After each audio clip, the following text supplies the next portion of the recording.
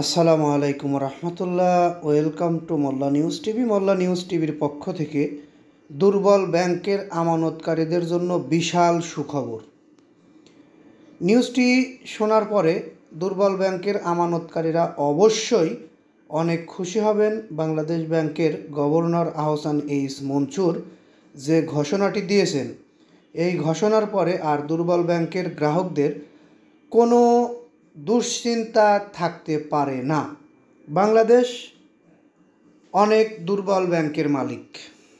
দুর্বল ব্যাংকগুলোর আমানতকারীরা চলতি বছরের মধ্যেই তাদের টাকা অথবা বন্ড বুঝে পাবে বলে জানিয়েছেন বাংলাদেশ ব্যাংকের গভর্নর আহসান এইচ মনসুর।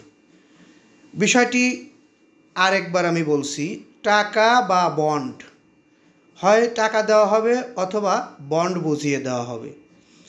আমানতকারীদের কত টাকা আমানত আটকে আছে তার উপরে ভিত্তি করে যদি টাকা দেওয়া হয় তাহলে পরিশোধ হয়ে যাবে, অথবা টাকার পরিবর্তে বন্ড বুঝিয়ে দেওয়া হলে তারা বন্ড বুঝে পাবে।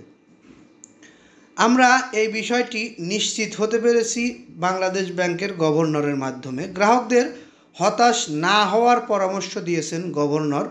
তিনি বলেন, চলতি বছরেই আমানতকারীরা তাদের টাকা বা এর পরিবর্তে বন্ড বুঝে পাবে। তিনি আরও বলেন, দুর্বল ব্যাংকের বিষয়ে আমি বহু বছর ধরে সতর্ক করে আসছি। অনেকেই বেশি লাভের আশায় এস আলম গ্রুপের ব্যাংকে টাকা রেখেছেন, এখন বিপদে পড়েছেন। তবে আমরা ব্যবস্থা নিচ্ছি এবং ধাপে ধাপে সমাধান হবে।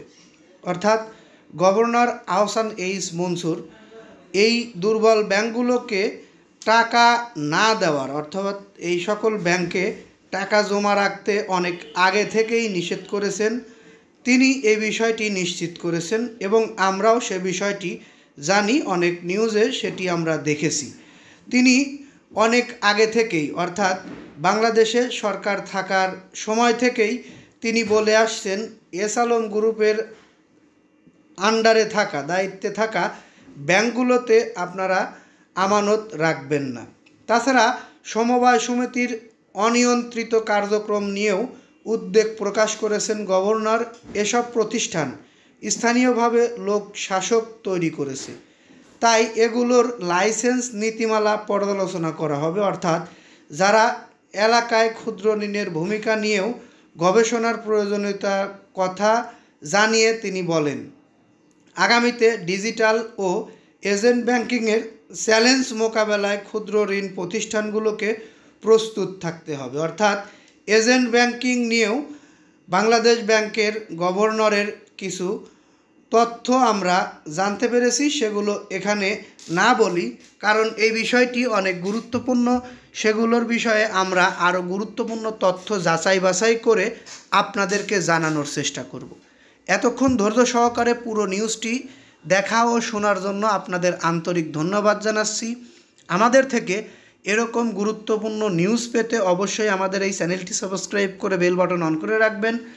আর আমাদের এই নিউজগুলো ভালো লাগলে লাইক, কমেন্ট, শেয়ার করবেন। মতামত প্রকাশ করতে ভুলবেন না। আপনি আপনার মূল্যবান মতামত কমেন্ট বক্সে জানিয়ে যাবেন। এই বলে এখান থেকে বিদায় নিচ্ছি। আসসালামু আলাইকুম।